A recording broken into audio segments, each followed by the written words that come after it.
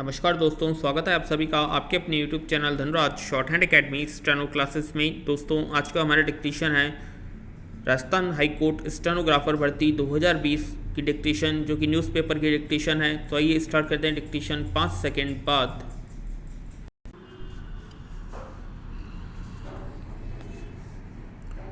Start. America जैसे विश्व के सबसे शक्तिशाली मुल्क का मुखिया यदि कोरोना संकट के बीच सत्ता संभालने के बाद किसी देश से संवाद स्थापित करता है तो उस देश के सामरिक व कूटनीतिक महत्व का पता चलता है। हालांकि इससे पहले अमेरिका के रक्षा सचिव व भारतीय राष्ट्रीय सुरक्षा सलाहकार विदेश मंत्री टोनी ब्लिनकेन व उनके भारतीय समकक्ष एस जयशंकर के बीच बातचीत हो चुकी थी, लेकिन नवनियुक्त अमेरिकी राष्ट्रपति जो बाइडेन और प्रधानमंत्री नरेंद्र मोदी के बीच टेलीफोनिक बातचीत दोनों देशों के संबंधों के महत्व को दर्शाती है। दुनिया के सबसे ताकतवर लोकतंत्र और सबसे बड़े लोकतंत्र के मुखियाओं ने जिन दो महत्वपूर्ण मुद्दों पर बातचीत की, उनमें जलवायु परिवर्तन और स्वतंत्र हिंद प्रशांत क्षेत्र शामिल हैं। निस्संदेह हिंद प्रशांत क्षेत्र भारत, जापान, दक्षिण कोरिया, फिलीपींस, वियतनाम और इंडोनेशिया जैसे पारंपरिक अमेरिकी सहयोगियों के लिहाज से बेहद महत्वपूर्ण मुद्दा है। दरअसल हाल के वर्षों में गाहे बगाहे ये देश चीन की साम्राज्यवादी नीतियों से जूझते रहे हैं। लगता है कि बाइडेन काल में भारत अमेरिकी संबंधों की व्यापकता मिलेगी। व्यापारिक रिश्तों के साथ कूटनीतिक व सामरिक रिश्तों को तरजीह दी जाएगी, जिससे केंद्र में चीनी साम्राज्यवाद की चुनौती से निपटना है। दोनों ही देश जलवायु परिवर्तन और कोविड संकट के बाद वैश्विक अर्थव्यवस्था के पुनर्निर्माण में एक बड़ी भूमिका निभाएंगे। अमेरिकी महत्वाकांक्षाओं का क्वाड समूह एक अनौपचारिक समूह है जो चीनी निरंकुशता पर अंकुश लगाने की कवायद का हिस्सा है। जरूरी है कि हिंद प्रशांत क्षेत्र में सैन्य गतिविधियों के अलावा राजनीतिक व वाणिज्यिक गतिविधियों को गति मिले।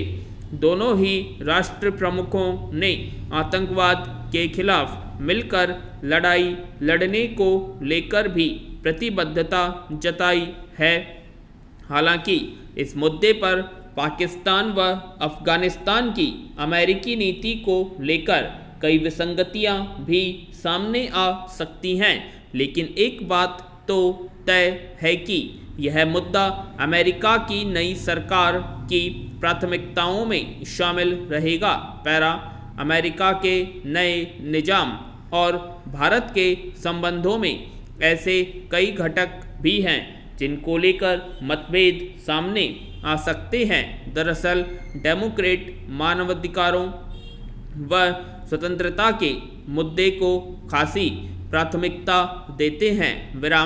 विगत में जम्मू कश्मीर में अनुच्छेद 370 हटाने और CAA को लेकर पार्टी की तरफ से तल्ख प्रतिक्रिया सामने आई थी, जो राजग सरकार की प्राथमिकताओं से मेल नहीं खाती।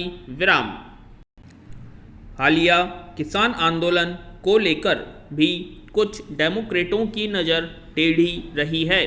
कृषि सुधारों का अमेरिका ने स्वागत तो किया है, लेकिन शांतिपूर्ण आंदोलन को लेकर संवेदनशीलता की वकालत भी की है। बहुत संभव है कि आने वाले दिनों में जम्मू कश्मीर को लेकर केंद्र सरकार की तरफ से उदारवादी पहल होती नजर आए। हाल ही में इस केंद्र शासित प्रदेश में इंटरनेट की 4G सेवा का बहाल होना इसी दिशा में एक कदम हो सकता है।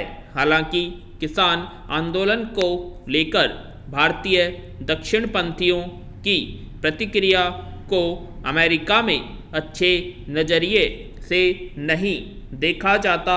यही वजह है कि अमेरिकी सरकार ने हालिया आंदोलन के बाबत लोकतांत्रिक संस्थाओं और मानदंडों की रक्षा जरूरत पर बल दिया था। इसके बावजूद अमेरिका को क्षेत्र में चीन का मुकाबला करने के लिए भारत की एक कूटनीतिक व सामरिक साझेदार के रूप में सदा जरूरत रहेगी, जो भारत व अमेरिका के बेहतर संबंधों की बुनियाद रखेगा। विराम।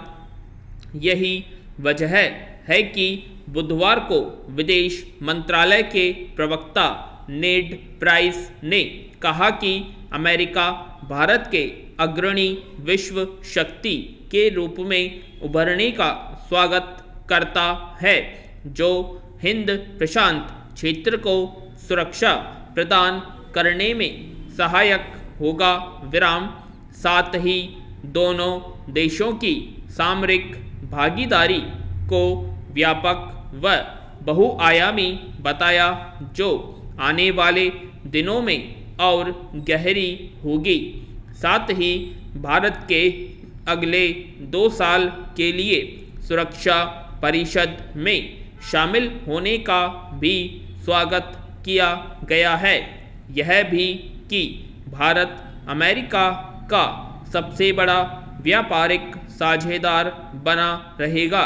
साथ ही भारत से एक दिल का रिश्ता उन 40 लाख भारतीय अमेरिकियों के जरिए बताया, जो अमेरिका के विकास में महत्वपूर्ण भूमिका निभा रहे हैं। पूर्ण विराम।